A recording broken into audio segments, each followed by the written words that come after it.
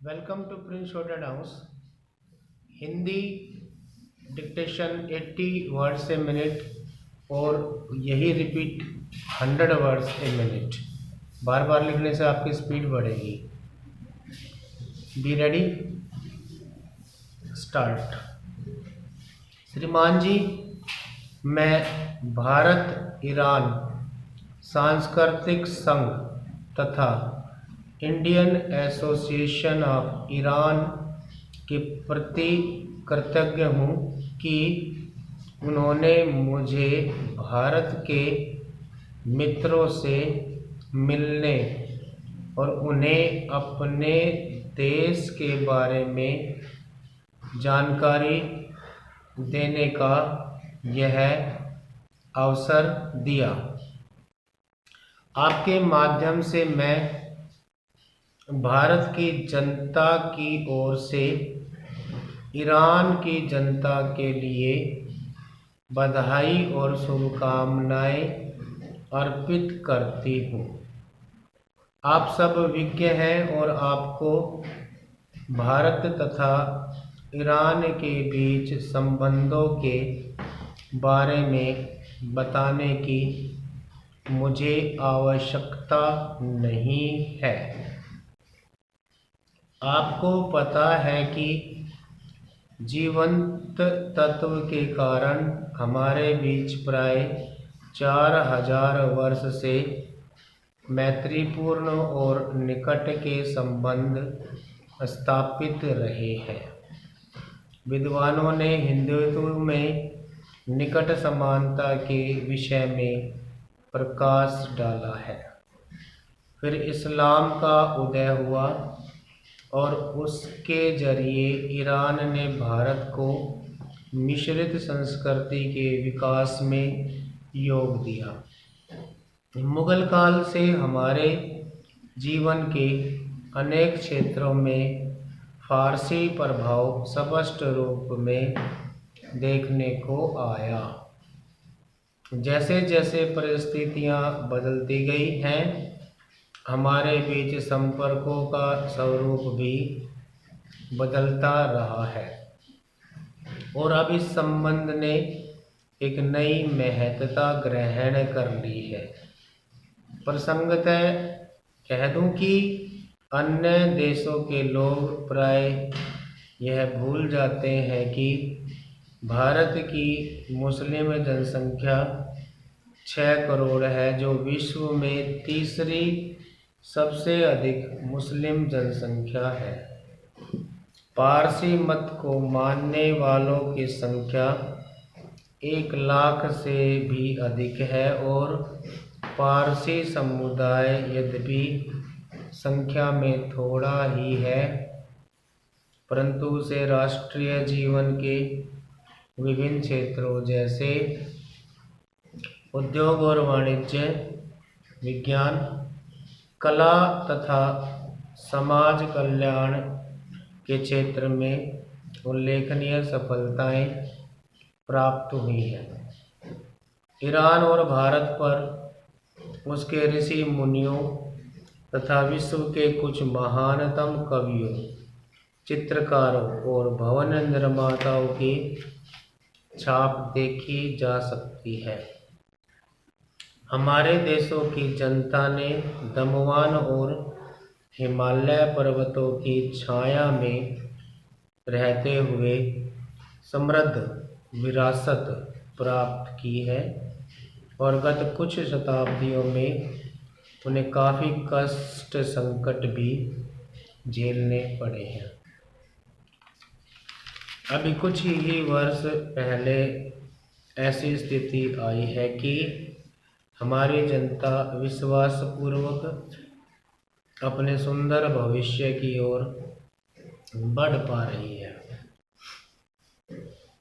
हम में से बहुतेरे लोग यह जानते हैं कि ईरान एक प्राचीन गौरवशाली देश है, जहाँ हाफिज और सादी जैसे समृद्ध एवं मधुर भाषा वाले कवि हुए हैं, जहाँ रूमी जैसे दार्शनिक हुए जहाँ प्रसिद्ध मस्जिदें हैं जो पारंपरिक आतिथ्य सत्कार के लिए विख्यात हैं और जहाँ के निवासी विशेष प्रतिभा संपन्न है।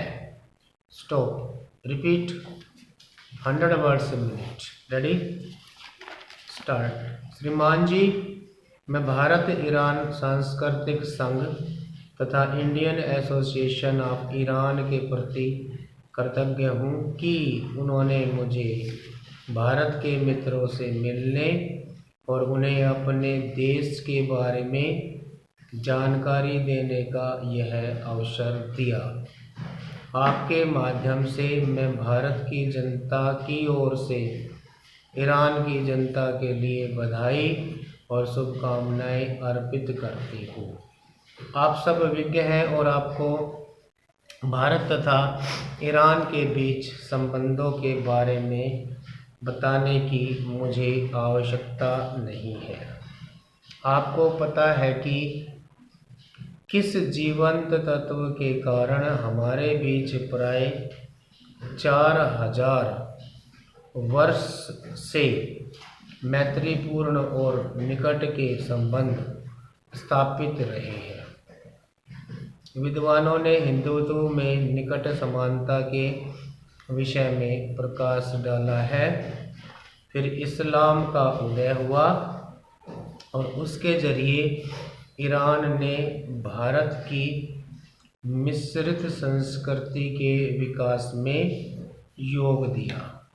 मुगल काल से हमारे जीवन के अनेक क्षेत्रों में फारसी प्रभाव स्पष्ट रूप में देखने को आया।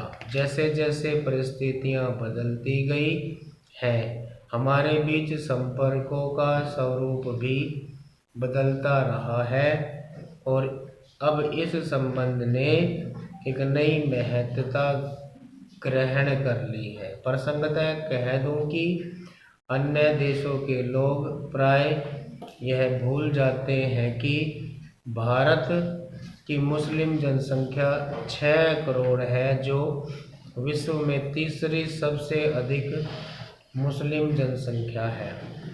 पारसी मत को मानने वालों की संख्या 1 लाख से भी अधिक है और पारसी समुदाय यद्यपि संख्या में थोड़ा ही है, परंतु उसे राष्ट्रीय जीवन के विभिन्न क्षेत्रों जैसे उद्योग और वाणिज्य, विज्ञान, कला तथा समाज कल्याण के क्षेत्र में उल्लेखनीय सफलताएं प्राप्त हुई हैं। ईरान और भारत पर उसके ऋषि मुनियों तथा विश्व के कुछ महानतम कवियों, चित्रकारों और भवन निर्माताओं की छाप देखी जा सकती है। हमारे देशों की जनता ने दमवान और हिमालय पर्वतों की छाया में रहते हुए समृद्ध विरासत प्राप्त की है और गत कुछ शताब्दियों में उन्हें काफ़ी कष्ट संकट भी झेलने पड़े हैं। अभी कुछ ही वर्ष पहले ऐसी स्थिति आई है कि हमारी जनता विश्वासपूर्वक अपने सुंदर भविष्य की ओर बढ़ पा रही है। इसमें हम में से बहुतेरे लोग यह जानते हैं कि ईरान एक प्राचीन गौरवशाली देश है, जहां हाफिज और सादी जैसे समृद्ध एवं मधुर भाषा वाले कवि हुए हैं, जहां रूमी जैसे दार्शनिक हुए, जहां प्रसिद्ध मस्जिदें हैं और पारंपरिक आतिथ्य सत्कार के लिए विख्यात हैं और जहां के निवासी विशेष प्रतिभा संपन्न हैं। स्टॉप।